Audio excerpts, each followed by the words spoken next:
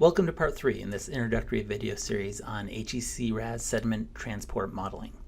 I'm Stanford Gibson. I'm the sediment specialist at HEC who's in charge of the development of these capabilities. In the first video, we created a quasi-unsteady flow file and entered our hydrograph, and in the second video, we added sediment data. Those videos include most of the data, and go back and watch them and work through those if you're interested in those. This video will wrap things up by doing 3 things. First, I'll show you how to build a quasi-unsteady sediment plan and run a simulation. Second, we'll look at some output and we'll talk a little bit about the output options and show you how to view it in a couple of ways. And finally, I'll wrap up this series with some big picture principles about 1D sediment modeling. So if you look at the data files that are included with this folder, look for the link in the supplementary materials. You'll see that we have all the solution files of the complete project, but also the data files that include the project and the geometry that we originally provided, but also the quasi-unsteady flow file and the sediment file that we created in the other 2 videos, plus a data sheet. And so we are going to go to the File Open Project, or just press the Open, and go to the data files and open the PRJ file, the project file. And this will open all of the files that we've created so far. And so in the main RAS editor, you'll see our project file, our geometry file, our quasi-unsteady flow file, and our sediment file. Now the files we're using here are exactly the same as the files we created in the previous 2 demos, with one exception. In our sediment data, all of these sediment data are the same, except we changed one of the options. If you go to Options, Bed Change Options, the default bed change option is to both limit erosion and deposition to the movable bed limits. So there's no bed change at all outside of the movable bed limits. But an option we commonly use, in fact I use this more often than not, is to limit erosion to the movable bed limits, but allow deposition outside of the movable bed limits, and then also updating between mixing time steps. So I'm going to turn on this option because I usually do, but also because it turns out to be pretty important for this simulation. So what we need now in the RAS file framework is just a plan file that brings these all together. In RAS, the plan file generally connects other files together in a kind of modular way. In steady or unsteady flow, the plan file just points to a geometry file and a flow file.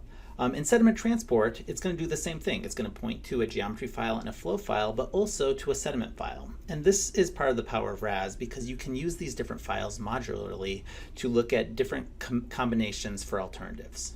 So we are going to create a sediment transport file by going to the Run menu and going to Sediment Analysis, or by pushing the Sediment Transport Analysis button, which is the little running man over the bed forms, because we're going to run.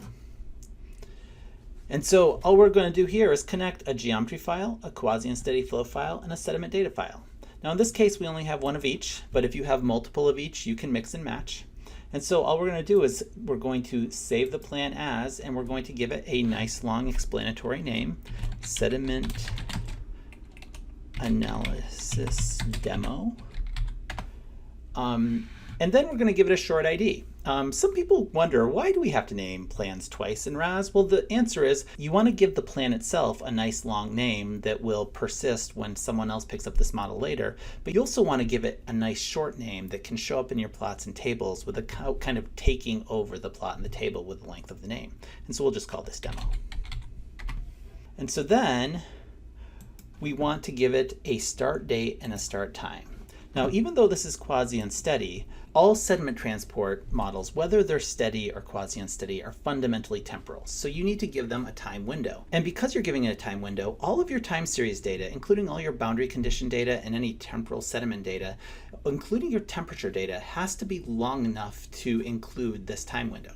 And so we are going to give it a start time of 01 July 1975. And remember, RAS always has dates in this form, where it's day, day, month, month, month in English months, and then year, year, year, year. And then we're going to put in the time, again, in the standard format, 0000, which is our hour, minute, minute on a 24-hour clock. And so we're going to simulate for a while. We're going to simulate for several months. So we're going to say we'll run until 08 October 1975. and the end of that day, so 2400 hours, which is the 000 of 09. So then we save, and so now you'll see we have a plan file. If we open it up, we're ready to go, and we can press the compute window to actually run the simulation. But before that, let's go to the options, because there are some plan level options that are worth looking at. Under the options menu, there are sediment computation options and tolerances, which I recommend you leave the same until we talk about them in a later video. But then the things that we're going to want to talk about today are the sediment output options. So let's go ahead and open that up. And these are options for your sediment output. You see, because we output so many parameters in sediment transport, and a lot of the parameters we output can have up to 20 grain classes, which increase by more than an order of magnitude, your sediment files can be quite big. And so we provide a lot of options in order to help you manage your output. The top two of these is what I want to draw your attention to. First, you have the output level. The output level is a number between, just an integer between 1 and 6, and in general, the higher the number, the more output you'll get. The main differentiation is between output level 3, which is the default, and output level 4. And in output level 4, that's where we provide essentially the same output, but by grain class. So your output file will increase by order of magnitude, but you'll also get grain class specific information. Now, if you want to know what's in these outputs, anytime you see a button like this with a little question mark dialog next to it, if you press that button, RAS will open the PDF of the user's manual directly to the spot where there is some parameter that you have to choose. And so you can see here it opens directly to the sediment output information. If we move up just a little bit, what you can see is it shows cumulatively what gets added for each level. So you can see for level 1, there's only 5 very basic outputs, the ones that we look at the most often. And then we add some hydrodynamics for level 2, some important stuff with gradation for level 3, and then at level 4, we kind of blow things up by grain class. The other interesting thing in RAS is that if you select any field in RAS, you can put your cursor in that field and then press the F1 button. And if you do that, RAS will automatically open the user's manual to whichever section of the manual is appropriate for that feature. So the F1 key turns out to be really valuable in navigating through RAS and interacting with our 1,000-page but super helpful user's manual. Okay, so I am going to change to level 4 because I want that grain class specific output, but I don't want any more than that. The next thing that you're going to want to decide is, do you want your output in mass or volume? HEC-RAS computes all of our sediment transport as mass balance. We move mass through the system, but when we change the bed, we convert mass to volume using grain class specific unit weights. And so we will turn weight into volume using the user defined unit weights, or the default of, say 93 for sand, or it's a smaller unit weight for the cohesive grain classes. So a lot of times we're just kind of interested in mass, but often our calibrations are to volume. And that's because the most common calibration target is to repeated bathymetry. Either you go out there and you take a multi-beam survey several times and then you compare those volume changes, or you have some historic cross sections and you go out and you reoccupy those cross sections and you get an area change and then multiply that times the length and you get a volume change. So you could see how it could be useful to output HEC-RAS sediment transport results in volume to be able to compare it to your calibration data. But here I'm going to keep it in mass. And then you can tell us the number of output increments you want. Now, it's often useful not to output every single computational increment because those files get really big. But when you're really trying to figure out what's going on, or particularly when something is unstable, sometimes what you really want to see is every single computational increment so you can see exactly where things start to go wrong. And then one more thing. We're going to want to look at cross-section output. So I'm going to click on this box, and that'll make sure that I get cross-section output at the end. All right, so we've got what we want. We'll press OK. Now we're prepared to compute. And this model computes relatively quickly. Of course, there's some models that we've been working on that say are 800 kilometers long, and we run them for 30 years. And those can take up to 4 hours, or along those lines. But this model is going to run pretty quickly. And then we're ready to look at output. So to look at HEC-RAS output, the HEC-RAS output button didn't make the main window. We're worried about feature creep, and so there isn't actually a button for output. So you go to View, and down to the bottom is where you get your sediment output. Now there are two types of sediment output. There's sediment output, and then there's vintage sediment output, or sediment output old. The reason we have two sediment output viewers is because we have a new one that's more agile and can deal with much larger data sets and interacts with our HDF5 files, and so it's much more responsive, but it can't totally do everything that the previous binary files could do. And so some people like these old binary files and are more comfortable with them and use them for certain analyses, so we retain them, but mostly we look at output with this new sediment output viewer. And so this is the sediment output viewer, and the first thing you want to look at is we have three modes. You can look at profile data, time series data, or cross-section data. So let's start with profile data. And probably the most common thing that you'll want to look at is invert change. How much did my bed change? If someone asks how much does your bed change, you kind of want to give them a distance, right? Well, your bed graded 0.5 meter, or your bed degraded 0.7 meters. And so let's look at invert change in the profile. And to look at the total invert change, you can just scroll down here. This editor shows you all of the profiles that RAS output. And so at the end of the simulation, we're going to select invert change, and you can see that basically throughout this reach, we're getting somewhere between 1 and 2 meters of degradation at every cross section. And at some cross sections, it's as much as 2.5 meters of degradation. That's what happens at the end. We could go in and see what's happening at an intermediate time series by pressing Control and selecting one of these intermediate time series. And you can see that in some cases, you've got degradation and rebound, whereas in other cases you've got degradation and then more degradation. All right, so let's look at one of these time series. We're going to keep invert change on, but we're going to switch to time series. And let's look at cross-section 6500. And so for cross-section 6500, what you see is that our invert, it starts off stable during that low flow, but on the rising limb of the flow hydrograph, here, I'll switch to flow so you can kind of see how this interacts with the flow. On the rising limb of the flow hydrograph, we erode. And then on the falling limb of the flow hydrograph, you get this rebound that you'll often see in morphological systems. So that the maximum erosion is actually around 2.5 meters, but the final erosion is closer to 1. So far, it looks like this is just an erosional system, that this system is eroding every cross-section at all time for this flood event. But is that true? Well, the third way of looking at results can be very helpful, and that's the cross-section view. If you press on the cross-section output, now you'll get the same list of cross-sections, but you'll also get a list of time steps or profiles up here. So if you select the first and the last profile, and of course you can do intermediates with this as well, and then we're going to press on 9500, cross-section 9500, to look at how the cross-section changes. You can see that the invert doesn't tell the whole story. The invert is, of course, the lowest point in the channel.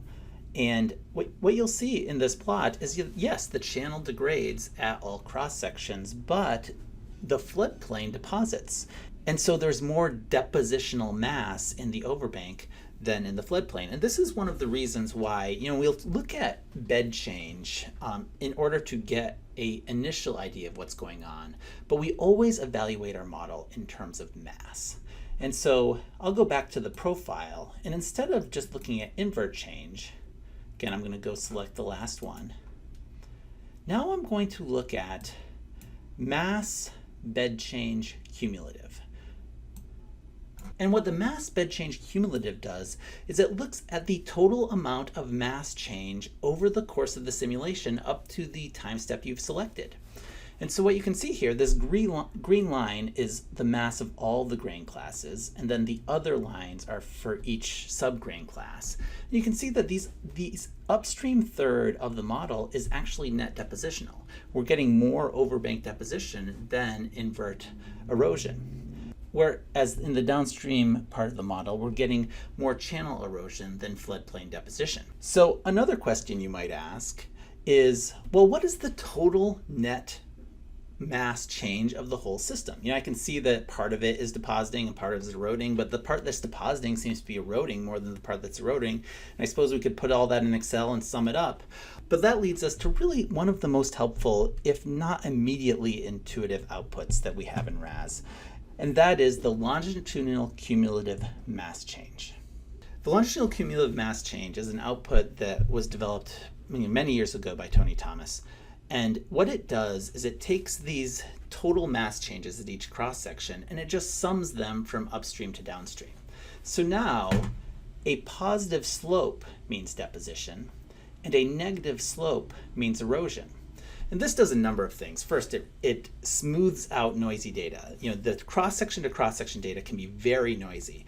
And so if you use the longitudinal cumulative mass or volume change option, it can smooth that out and make reach scale trends become much more apparent. There's a couple of other things it can do, but one of the tricks of the longitudinal cumulative mass change or volume change is that by just looking at it, you can tell what the total net mass change of the system is. And in this case, obviously we're depositing in the upper third. With a little blip, we're mainly degrading in the lower third, but on the whole reach only has a net degradation to the tune of 134,000 tons, which for a system of this size isn't that big. You have to get used to these sediment numbers being really quite large, and 134,000 tons in a system this size is pretty trivial. And so this system, it's locally in disequilibrium, but the reach itself is roughly in equilibrium. All right, let's look at one other output. There are a number here. We'll probably do another video just on the different kinds of output.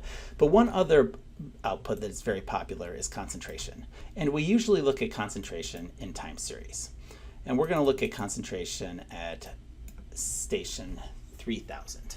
The reason concentration is popular is because the most common, most robust way to calibrate a model is to calibrate it to mass or volume change. But kind of the second most popular way to calibrate a model is to compare the concentration in the model to some sort of historical flow concentration relationship, either internal or at the downstream end of the model. And so we are going to assume that we have some sediment measurements at cross-section 3000. Now this is a good chance for me to say yet again that these data, like this whole model, are entirely fabricated and not based on any real system and should not be used for research or analysis.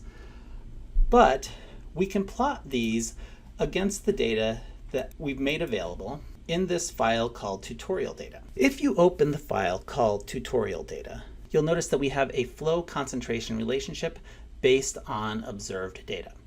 And you can see that these generally fall along a line in log-log space, as they tend to do. What we're going to do is we're going to plot our time series of concentration data against our time series of flow data and come up with a rating curve and see how it plots against these historical data. And so if we come back to our time series of output and we start by selecting flow, now, just looking at the plot won't be helpful to us. We actually need numbers. So we can go to the Table tab up here and press Flow. And we'll get the times and the flows.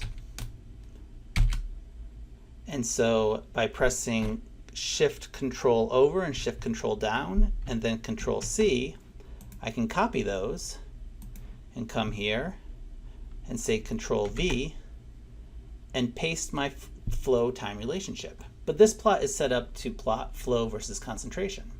So now I'm going to come over here and go select my concentration data. And I've already selected the times, so I'm just going to go get the sediment concentrations in milligrams per liter. And concentration is always in milligrams per liter regardless of the units of your system. Now you can see our flow load rating curve developed by the model compared to the measured data. Couple of interesting things. First, it appears that our sediment results have hysteresis in them, which is a little surprising given that it's a quasi-unsteady flow model, so there isn't hydraulic hysteresis, and our flow boundary condition has no hysteresis in it. And there are some very interesting reasons for this, which I won't get into now, but if you scroll down, here I've plotted the data in non-log space, and you can see the hysteresis is more pronounced. But also, what's more pronounced here is the deviation between the observed and computed concentration. Remember, up here we're in log-log space, so a minor deviation in this plot means a pretty substantial deviation in the real world. And these concentration data are pretty common. You tend to get a cluster of concentrations down in the lower flows when it's easier to collect them, and not as many up in the higher flows. But if this is my calibration, I would look at this and I would say, at this cross section, the model's computing too much load. I am either bringing too much sediment into the system, or my transport function is computing too much transport. And maybe that's why I'm getting all the scour I'm getting, is that in fact I'm illicitly computing too much transport, and that maybe I need to use a transport function that's not as erodible, or a sorting method. And so those are some ideas about where I would go with this calibration.